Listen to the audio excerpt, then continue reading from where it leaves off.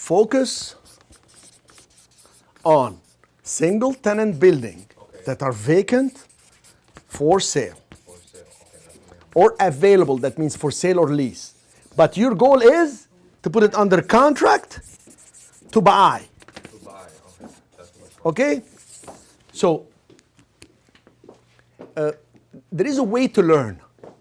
One of the best ways to learn is not just to learn what's important, but there is learning by de-evaluation of importance.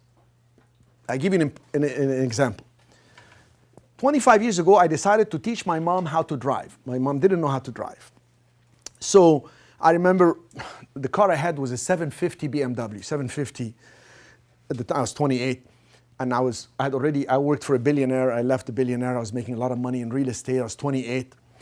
So I told my mom, I want to teach you. Now this 750 is a 12-cylinder, 0 to 60 in 4.5 seconds. It was not like the right vehicle to teach your own mother to drive.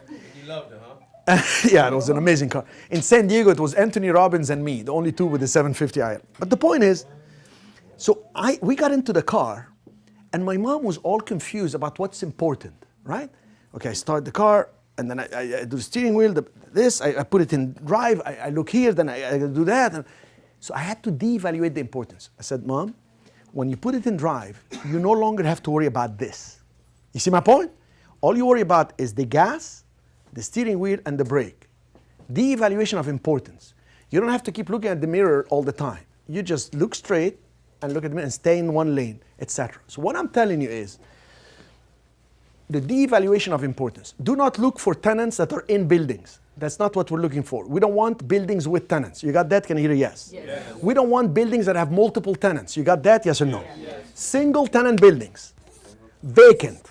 Remember, we did the list together. We put the 12 important things. You weren't there, but you will see it. Actually, in the flip chart, you can take pictures.